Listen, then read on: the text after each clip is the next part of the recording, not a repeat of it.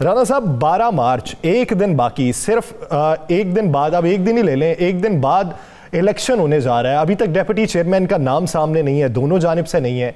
किस जानिब से क्या नाम सामने आएगा, कितना सियासी जोड़ तोड़ हो चुका? अच्छा जी, मेरे पास इतला यह है कि हुकूमत अपने तमाम इत्तेहादियों को मना चुकी है और तमाम इत्तेहादी जो हैं वो जो नाराज़ भी थे, जिनकी तरफ से खदशात भी ज़ाहिर किए जा रहे थे, जिन पर पाकिस्तान पीपल्स पार्टी जो है वो प्यार मोहब्बत के डोरे भी डाल रही थी, उनको भी हुकूमत ने मना लिया। और आपको ये नज़र आ जाएगा, कल तो वाज़ेह तौर पे ये चीज़ें नज़र आ जाएंगी। डिप्टी चेयरमैन के हवाले से जो नाम तहरीक इंसाफ के अंदर से डिस्कस हो रहे हैं, बड़े हैरान को नाम है। उसमें फैसल जावेद का नाम है, उसमें इजाज़ चौधरी का नाम है, उसमें वलीद इकबाल का नाम है। ये 3 नाम बाकायदा डिस्कस हो रहे हैं।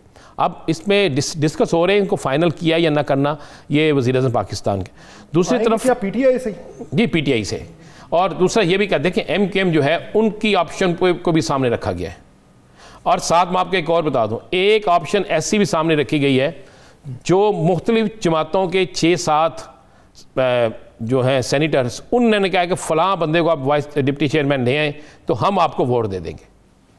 वो नाम कौन मारूफ है, और मैं आपको बता दूं पहले भी सेनेटर है और ठीक है वो भी, लेकिन इसका इख्तियार जो है चूँकि आज आ गया कि वज़ीर-ए-आज़म पाकिस्तान को मिल गया है, ये कल दोपहर तक इसकी अनाउंसमेंट हो जाएगी।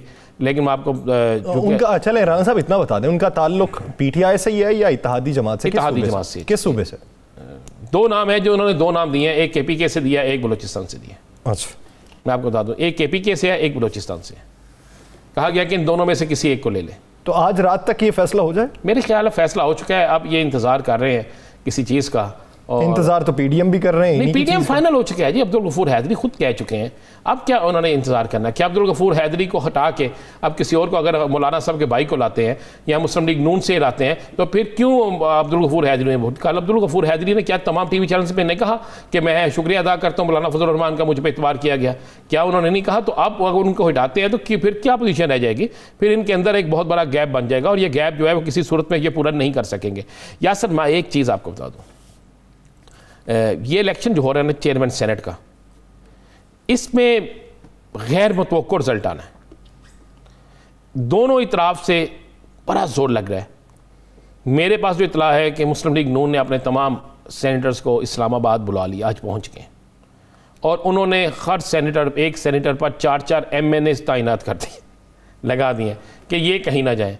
और अब वो कोशिश कर रहे हैं कि उनमें से एक शख्स भी जो है वो ना जाए। लेकिन मेरे पास इतला है कि 2 इल्जाम पीटीआई पे भी लगा। बिल्कुल लगा। मेरी इतला है कि अभी 2 इनके सेनेटर वहाँ पे नहीं पहुँचे, जिसके लिए बड़े शदीद परेशान है कि वो 2 क्यों नहीं पहुँचे। मुझे पता है कि वो शाम रात के आखिरी पहर में पहुँच जाएंगे।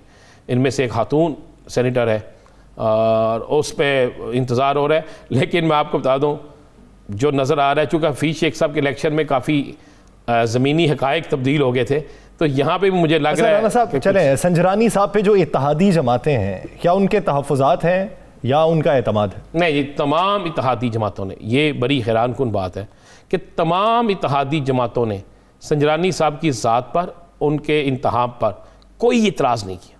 किसी एक ने भी इतराज़ नहीं किया। बल्कि एक तरफ से जहाँ से इतराज़ का खदशा था, उन्होंने सबसे ज़्यादा सपोर्ट की कि संजरानी साहब से बेहतर और कोई है ही नहीं। बलूचिस्तान से? जी, बलूचिस्तान से नहीं, बलूचिस्तान से नहीं था, ये सिंध से था। तो आप क्या समझते हैं कि संजरानी साहब को लेके, देखिए, अगर इतनी तगड़ो चल रही है, बलूचिस्तान के तो लोग संजरानी साहब की जिस तरह कैंपेन कर रहे हैं, वज़ीर-ए-आला बलूचिस्तान, आपने कल वो भी तो मौक़िफ़ सुना था ना कि बहुत से लोग ऐसे हैं जो संजरानी साहब को ये नहीं सोचेंगे कि बलूचिस्तान से, शख्सियात का भी इख्तिलाफ होता है। बिल्कुल होता होगा, लेकिन बहुत से लोग ऐसे भी हैं जो ये समझते हैं कि ये बलूचिस्तान से है, ये हमारे हैं, और बलूचिस्तान जो है वफाकी एक अहम इकाई है, तो उसका बंदा होना चाहिए, ये भी होगा ना। तो राणा साहब, क्या ऐसा भी हो सकता है कि एक तरफ चेयरमैनशिप हुकूमत की और नीचे वाली सीट अपोजिशन की? आप ये कह सकते हैं कि ये बात जो आप डिस्कस कर रहे हैं ना, मेरा ख्याल है ये अपोजिशन के अंदर हो रही है। अपोजिशन के अंदर ये शोर मचा हुआ है कि अगर गिलानी साहब ऊपर बन गए तो नीचे हमारा नहीं बनेगा। ये मैं आपको बड़ी मुसद्दका इतला दे रहा हूँ, वहाँ पे ये शोर मचा हुआ है। बात तो मैंने छेड़ी है, आप सही जगह पे ले गए। वहाँ पे ये शोर मचा हुआ है और ये शोर दुरुस्त मचा हुआ है। आप ये देखें कि दोनों तरफ से अभी तक आपने एक प्लॉट बनाना होता है, बुनियाद बनाएंगे तो तभी कंपेन चलाएंगे ना, जब आप नाम मंजर आम पे लेके आएंगे।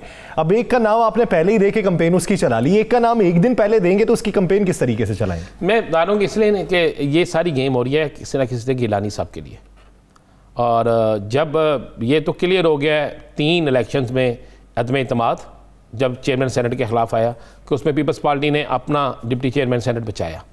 उसके बाद जब सेनेट का इलेक्शन आया तो पीपल्स पार्टी ने गिलानी साहब को जिताया, मुस्लिम लीग नून की उम्मीदवार हार गई।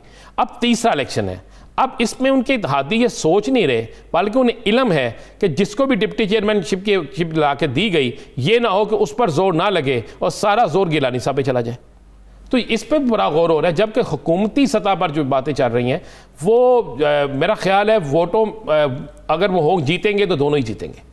सही, वहाँ पे दोनों जीतेंगे, अगर जीतते हैं तो दोनों ही जीतते हैं। यानी अगर जीत होगी तो दोनों की होगी, अगर हार होगी तो फिर भी दोनों की होगी। दोनों की। चलें राना साहब, डस्का इलेक्शन के हवाले से जो फैसला आया, जो तारीख को बढ़ा दिया गया 18 तारीख से उसे बढ़ा के अब वो 22 दिन तकरीबन बढ़ा दिया गया। एक तरफ हमने ये सुना कि फैसला हो चुका है, नई तयनातियाँ हो रही हैं और उस हवाले से अमले की तरबियती मशकें भी शुरू हो चुकी हैं। अब फिर इलेक्शन कमीशन ने तूल इख्तियार कर लिया है, वक्त को बढ़ा दिया है, इसका बेनिफिट किसको होगा? इसका ये तहरीक इंसाफ को। वो किस तरीके से? इसलिए कि तहरीक इंसाफ अभी तक इस चक्कर में थी कि उन्हें स्टे मिल जाएगा और 14 या 16 या 20 जो पोलिंग स्टेशन है सिर्फ उन पे गिनती, उन पे दोबारा पोलिंग होगी। पटिशन आपको पता आज थी, ये सारा उधर था। अब मुस्लिम लीग नून अपनी तरफ आई वहाँ पे कंपेन कर रही थी। आज हमजा शहबाज ने तारर को भी भेजा था वहाँ पे, खुद भी वहाँ पे कंपेन पे जाने का फैसला कर लिया था, लेकिन तहरीक इंसाफ की तरफ से वो कंपेन नज़र नहीं आ रही। अब तहरीक इंसाफ के पास आगे ज़्यादा वक्त, देखिए एक तो उस जगह पे बेइंतहा तहरीक इंसाफ के रहनुमा है, कुछ के आपस में इख्तलाफात भी थे, अब उनको भी दूर किया जा रहा है। उसके बाद जब हुकूमत होती है और हुकूमत को वक्त मिलता है तो उसमें अब वो देखते हैं कि हम कहाँ कहाँ पे नुकसान हुआ था, किन पोलिंग स्टेशनों से हम हारे थे, उन वहाँ पे हारने की वजूहात क्या थी, वहाँ पे अब जोड़ तोड़ कैसा होगा, खरीदो फरोख्त कैसी होगी, तरक्याती काम कैसे होंगे, ये सारी चीज़ें जो होती है ना वो हुकूमत को एच जाता है। तो जब हुकूमत को एच जाता है तो हुकूमत को जितना टाइम मिलेगा उतना फरोख्त का नाम इस्तेमाल किया। मैं खरीदो फरोख्त का बिल्कुल नाम इस्तेमाल कर रहा हूँ। खरीदो फरोख्त क्या होती है, भाई वो कोई MNA MP खरीदने तो नहीं जा रहे, वहाँ पे खरीदो फरोख्त ये होती है कि अरकान ये जो वोटर्स होते हैं इनके दफ्तर खुलते हैं, इनको पैसे मिलते हैं वहाँ पे दफातर को चलाने के लिए, कुछ को ऐसी जॉब्स मिल जाती हैं, ये सारी चीज़ें चलती हैं या सर। और इसमें जो फ़ायदा है ना, मैं आपको बिल्कुल फिर कह रहा हूँ, ये हुकूमत का है। और मैं आपको ये भी बता दूँ, मुस्लिम लीग नून इस पर नाला है। मेरी मुस्लिम लीग नून के एक बड़े सीनियर रहनुमा से बात हुई, मैंने कहा ये तो इलेक्शन आगे चला गया, अब क्या होगा? उसने कहा जी हमें हराने के लिए सब कुछ किया जा रहा है, हम इस पर फैसला जल्द करेंगे, लेकिन कुछ ना कुछ तो हम कर लेंगे। यानी ये वैसा ही है जिसके हक में जो फैसला आ जाए, जो जिसे सूदमंद साबित हो, वो उसके लिए वो अदालती फैसला, अदालती आईन मुताबिक लगता है, कानून के मुताबिक लगता है, और जिसको वो सूटेबल ना करे वो यही लगता है कि हमें हराने की कोशिश की जा रही है। नाज़रीन, देखते हैं कि 10 अप्रैल तक किसकी कंपेन किस हद तक मजबूत होती है और फिर रिजल्ट क्या निकलता है। दीगर इश्यूज़ पर बात करेंगे एक शॉर्ट ब्रेक के बाद। Stay with us.